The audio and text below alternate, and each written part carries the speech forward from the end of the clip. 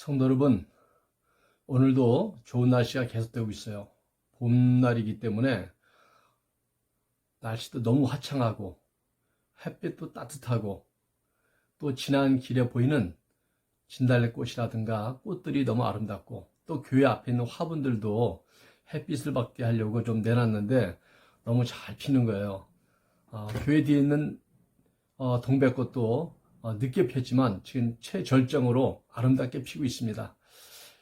오늘 점심에 또 몇 분의 친구들이 기도하러 오셨는데 기도로 왔다가 만났는데 서로 반가워서 또 한참 동안 같이 대화하다 갔습니다. 참 우리가 평소에 자주 볼 때 몰랐는데 이게 못 보다 보니까 한번 보는 게 얼마나 반갑고 또 그리운 얼굴인지 모르겠습니다. 성도 여러분, 항상 그리움 가운데 또 기도를 더하시고 또 그럼으로써 언젠가 만나서 더 우리가 아름답게 힘차게 예배를 드릴 날을 상상해 봅니다. 그날이 멀지 않았습니다. 자, 오늘은 마가복음 9장 말씀입니다. 9장 1절부터 50절인데 너무 길어요. 여러분들이 한번 다 읽어보시고 또 이 시간에는 말씀을 보기 위해서 성경책을 반드시 펼쳐놔야 됩니다. 그래서 저랑 같이 잠깐이라도 같이 묵상한다면 좋은 은혜가 될 것 같습니다. 오늘 9장 1에서 50절인데 1절을 보면 1절이 9장 전체를 맥락을 잡고 있다는 생각하실 수 있습니다. 1절에 또 그들에게 이르시되 내가 진실로 너에게 이르노니 여기 서 있는 사람 중에는 죽기 전에 하나님의 나라가 권능으로 임하는 것을 볼 자들도 있느니라 하시니라 했습니다. 여기 서 있는 자들 중에, 그러니까 예수님의 주변에 있는 제자들 중에 죽기 전에 아무래도 이 죽기 전에 하는 것은 우리 육신의 죽음이겠죠. 우리 육신이 죽기 전에 하나님 나라가 권능으로 임하는 것을 볼 자가 있다. 여러분, 이 뜻은 뭘까요? 사실 다양한 해석이 있습니다. 다양한 해석이 있는데 우리가 언뜻 생각하는 해석은 뭐예요? 내가 죽기 전에 예수님이 재림하는 걸 본다? 내가 죽기 전에 심판을 본다? 내가 죽기 전에 이 세상 마지막 종말을 본다? 우리 그렇게 생각할 수 있지만 여러분, 맥락을 보면요, 지금 예수님의 제자들은 예수님이 십자가에 달려 죽는 것 자체도 아직 이해 못했습니다. 그런데 죽기 전에 재림이라든가 종말 심판까지 생각하는 것은 너무 이릅니다. 도리어 이 말씀은 어떤 의미가 정확하냐면 죽기 전에 하나님 나라가 권능으로 능력 있게 임하는 걸 볼 자들이 있다 그랬잖아요. 능력 있게 임한다는 것은 어느 때요? 자, 여러분, 앞으로 예수님의 일이 전개됩니다. 첫째는 예수님이 고난을 받으시죠. 그리고 십자가에 죽으시죠. 그리고 부활하시죠. 이 모든 것들이 하나님의 영광을 드러내는 것이 맞지만 하나님 나라가 권능으로, 이건 언제냐면 제자들이 성령을 받고 나가서 복음을 담대하게 외치고 귀신을 쫓아내고 교회를 세우고 이 유대 땅이란 조그만 땅에 있던 사람들이 전 세계로 뻗어나가는, 그것이 능력이 있고 놀라운 일 아니겠어요? 이걸 볼 날들이 있다는 거예요. 그러니까 너희들이 지금은 모르지만 이제 너희를 통해 하나님 나라가 권능 있게 펼쳐지고 활동하고 역사하는 걸 보게 될 것이다, 이 뜻이죠. 여러분, 예수님은 당시에 하시는 일을 통해서 어떤 일이 벌어질 걸 알고 있었습니다. 우리가 뭔가 미래적인 예언에서 두 가지를 볼 수 있어요. 하나는 큰 차원이 있고 작은 차원이 있습니다. 큰 차원은 뭐냐면 크게 이루어질 그 거시적인 게 있고, 작은 것들은 그냥 우리의 삶의 일상적인 세부적인 것이죠. 근데 우리들은 대개 내 삶에 필요한 것들, 요 세부적인 것들을 좋아하는 그런 취향들이 있어요. 근데 여러분, 그것은 우리 신앙인들의 올바른 자세는 아니라 생각이 들어요. 왜냐면 마치 어떻게 하다 보면 점치는 거, 무당한테 가서 올해 운세가 어떻게 됩니까? 묻는 것 같잖아요. 주님이 원하신 건 그게 아니에요.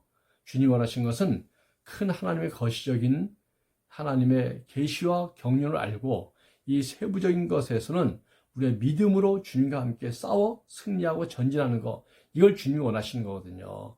그렇기 때문에 하나님 나라가 권능으로 온 세상에 펼쳐진 걸 너희가 보게 될 것이라는 거예요. 이 말씀을 하신 이후에 오늘 본문의 내용들이 쫙 거기에 이 굴비가 꿰듯이 꿰어지는 것입니다. 2절부터 보면 8절까지 예수님이 모세와 엘리야와 함께 높은 산에서 변형된 모습, 2절 후반에부터 그렇게 되어 있죠. 그들 앞에서 변형되사 그 옷이 광채가 나며 세상에서 빨래하는 자가 그렇게 희귀할 수 없을 만큼 매우 희어졌더라. 놀라운 모습을 보게 된 거예요, 제자들이. 그러면서 4절을 보니까 엘리야와 모세와 함께 그들에게 나타나 예수와 더불어 말하기를. 많은 사람들은 예수님이 변형된 것에 대해 초점을 맞춥니다. 그러나 예수님이 제자들 앞에서 변형된 모습으로 폼을 잡으려고 하셨겠어요? 더 중요한 것은 엘리야와 모세가 나타났어요. 그리고 더불어 말을 나눴다는 거, 대화했다는 거예요. 여러분, 이걸 잘 1절과 연결시켜 보면 하나님 나라가 건너 임할 때가 가까이 오고 있었어요. 그래서 모세와 엘리야와 무엇을 말씀하셨을까? 앞으로 이루어질 일들에 대해서 뭔가 협의하고 대화하고 의논한 것은 아니었을까요? 이런 변형된 사건이 갖고 있는 의미가 그렇습니다. 9절을 보면 이 변형된 사건 이후에 예수님 무슨 말씀하시냐면 그들이 산에서 내려올 때 예수께서 경고하시되 인자가 죽은 자 가운데서 살아날 때까지는 본 것을 아무에게도 이르지 말라. 이 변형된 사실을 말해봤자 사람들이요 믿지 않고 도리어 구설수에 오르고 더 복음에 도움이 되는 게 아니라 해방이 된다는 것이죠.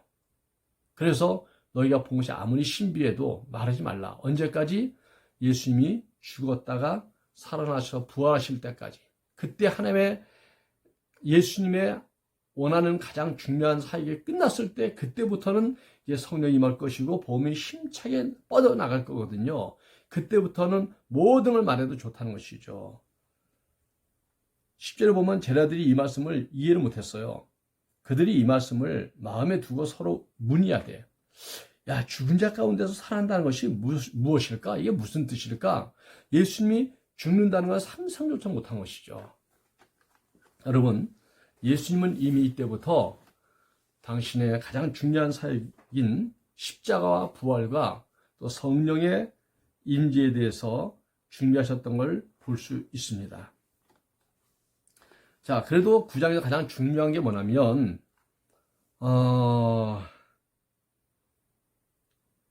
17절이죠. 무리 중에 하나가 대답하되 선생님 말 못하게 귀신 들린 내 아들을 선생님께 데려왔나이다. 귀신 들린 아이 하나를 데려왔어요. 근데 제자들이 못 고쳤죠. 그래서 예수님께서 19절 보니까 책망하세요. 믿음이 없는 세대여 내가 얼마나 너희와 함께 있으며 얼마나 너희에게 참으리요. 그를 내게로 데려와라. 믿음이 없는 세대여. 이거는 제자들만에게 책망하는 것은 아닙니다. 사실은 제자들과 예수님을 믿는 모든 사람들에게 주는 책망입니다. 지금 예수님은 이미 성령이 권능 있게 전 세계를 펼쳐나가는 그 환상을 보고 계시잖아요. 그러기 위해서는 믿음 있는 제자들, 하나님의 권능을 가진 제자들이 있어야 됩니다. 요즘 말로 말하면 입시학원에 서울대에 입학하길 원하는 학생들이 많고 또 입학을 많이 해야지 학원이 살잖아요.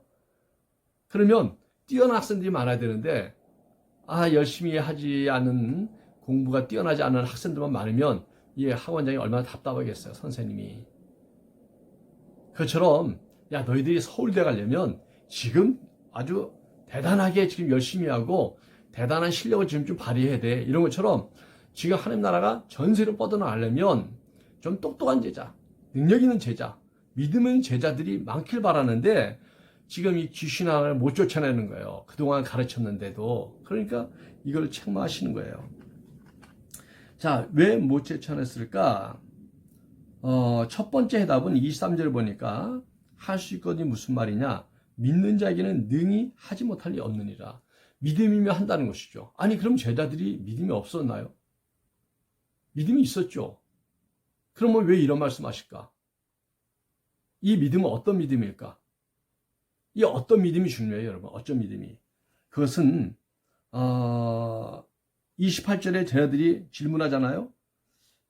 조용히 묻자오되 우리는 어찌하여 능히 그 귀신을 쫓지 못했습니까? 29절에 주님이 대답하기를 기도 외에 다른 것으로는 이런 종류가 나갈 수 없느니라. 두 가지 말했죠. 기도 외에는, 그리고 이런 종류. 쟤네들이 믿음이 없었나? 있었죠. 기도 안 했나? 기도하죠. 그럼 뭐예요? 이런 종류란 데서 우리가 좀 힌트를 얻어야 됩니다. 이런 종류.